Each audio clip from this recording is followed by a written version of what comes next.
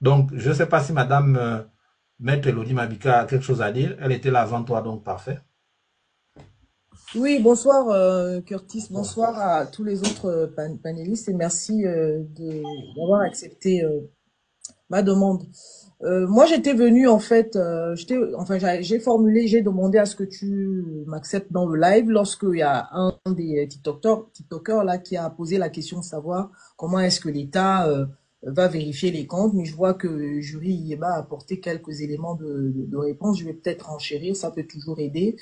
La pédagogie, c'est l'art de répéter. Donc, dans le code électoral, il est indiqué que les comptes de campagne, déjà, il y a une partie dans le code électoral qui consiste donc à définir en fait certaines notions de droit. Et donc là, le compte de campagne est défini comme étant le document comptable dans lequel tout candidat ou liste de candidats retranscrit de manière fidèle et sincère toutes ces ressources de campagne et l'emploi qui en a été fait. Donc, simplement dit, le député doit établir en fait une comptabilité dans laquelle doit être retracées toutes les entrées et toutes les sorties. Donc cette comptabilité doit être fidèle en fait à ce qui a été à ce qui a été fait. Donc et ce sont ces documents comptables là qui vont permettre à la Cour des comptes de vérifier de faire de cette vérification là. Mais sauf que moi, enfin, j'ai pas tout lu, mais dans ce que j'ai pu voir, c'est en cas de contentieux. C'est en cas de contentieux que la Cour des comptes peut être amenée à vérifier en fait les comptes de campagne. Et comme jury Ieba le soulignait, ici, la question aussi peut se poser de savoir qu'est-ce que la Cour de compte peut être amenée à vérifier. Est-ce qu'elle doit vérifier le dépassement des plafonds? Est-ce qu'elle doit vérifier l'origine des fonds? Précision faite, comme tu l'as souligné, Curtis, dans ta présentation, les conditions ou encore les pièces que doivent fournir les députés pour leur candidature. Il y a le document comme tu l'as souligné, Curtis, dans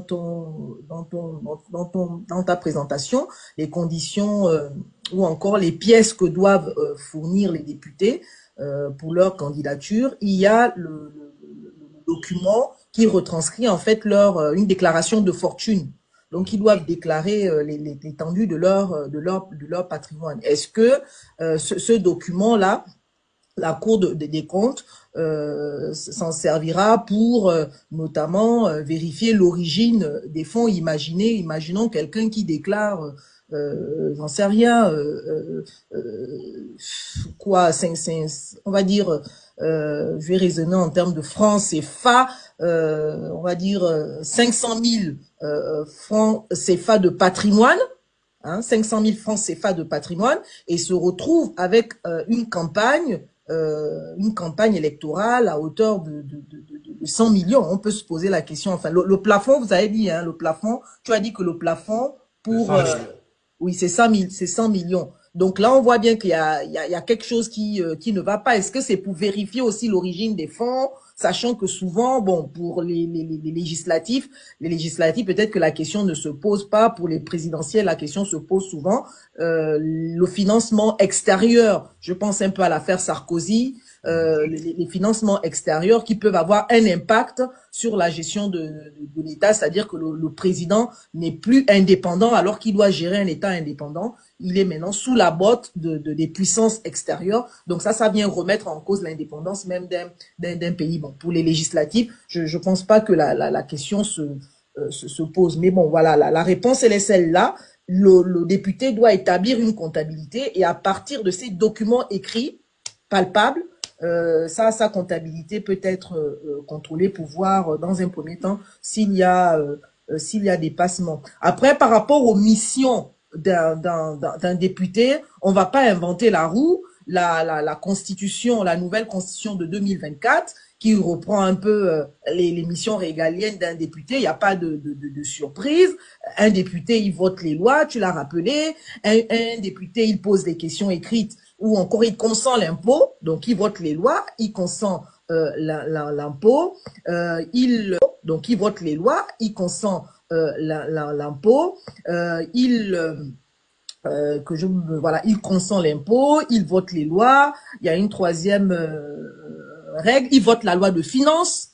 Il vote la loi de finances. Il contrôle l'action du gouvernement. Il contrôle aussi l'action du gouvernement. Après, il y a souvent tu l'as bien présenté, c'est-à-dire que le député, il est d'abord élu par sa base. Donc, il est censé représenter, défendre les causes même de sa base. Donc, il doit parler au nom et pour le compte de sa base devant l'Assemblée nationale. Autrement dit, il doit être capable parce que c'était ça aussi la question, hein, de porter les questions, les problématiques soulevées par la base devant le Parlement. C'est ça même le sens aussi de sa mission. Mais ce qu'il faut aussi savoir, c'est que au sein du Parlement, le Parlement fonctionne en commission. C'est pas pour rien, le Parlement est représenté par toutes les couches sociales, c'est-à-dire qu'une ménagère peut être députée. Donc, à partir du moment où une ménagère est députée, elle ne va pas être dans la commission, par exemple, juridique, qui consiste même à élaborer les textes de loi.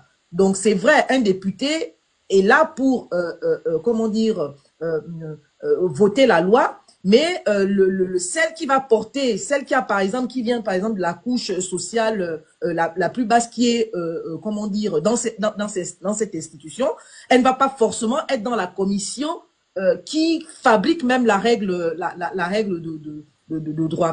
Mais quoi qu'il en soit, elle doit être capable de porter les intérêts de son client, de sa base, de manière à ce que, en interne, dans la cuisine interne, que ces problématiques-là puissent faire l'objet d'une loi. Parce que moi, si je me pose la question, c'est vrai qu'il y a des aides ponctuelles. Il y a des aides ponctuelles. La question était même posée, c'est-à-dire que les députés, comment ils fonctionnent? Moi, je me pose aussi la question, hein, est-ce qu'il y a une enveloppe qui leur est affectée pour pouvoir répondre aux besoins ponctuels des populations, ou encore c'est l'argent leur propre argent qui sert à répondre aux besoins ponctuels? Un compatriote, voilà, un garde de Mécambo qui a besoin ponctuel, un compatriote, voilà, un garde de Mécambo qui a besoin que le député lui vienne en aide parce qu'il a perdu tel membre de sa famille, ou parce que sa femme a accouché, il n'a pas les moyens. Donc, l'argent que le député sort là, à ce moment-là, est-ce que c'est l'argent qui vient de la caisse de l'État, ou c'est l'argent qui vient? Parce que au niveau du Gabon, on a aussi un mode de fonctionnement, il faut revoir. Donc, j'ouvre un peu la question à tous, en fait. Donc, j'en ai terminé. Ok, merci, maître.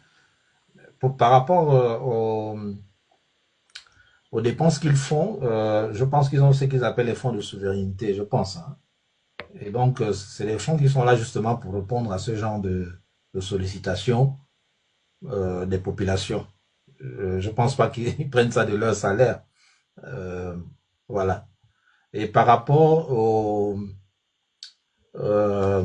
conditions de financement, là, je pense que ça s'applique aussi aux députés. Les financements ne doivent pas venir de l'extérieur, en fait. Ça s'applique aussi aux députés. Là, je suis devant la loi électorale. Je suis en train de chercher l'article. Je l'ai lu en préparant ce live. Je le retrouve pas. Je pense que c'est l'article 109 du code électoral. Je le retrouve pas.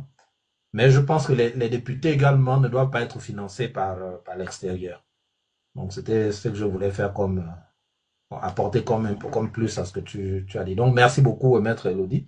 Alors, donc, parfait, Bango, qui est donc un jeune politicien issu de Logo et Vindo. Alors, on t'écoute. Oui, bonsoir. Bonsoir. Merci de me passer la parole, Curtis. Bon, déjà, je voulais renchérir effectivement sur la question de l'illicéité des financements. C'est important. Je crois qu'il y a, tel j'ai mal entendu, mais il y a le premier intervenant qui disait qu'il comprenait pas bien pourquoi l'État, pourquoi la Cour des comptes opérait justement le contrôle des comptes. Je sais pas si j'ai mal compris, mais comme Maître Lodi venait de le dire, il faut effectivement l'État ou la Cour des comptes, à travers la Cour des comptes et ses subdivisions provinciales effectivement, ils ont intérêt à quoi faire ce contrôle.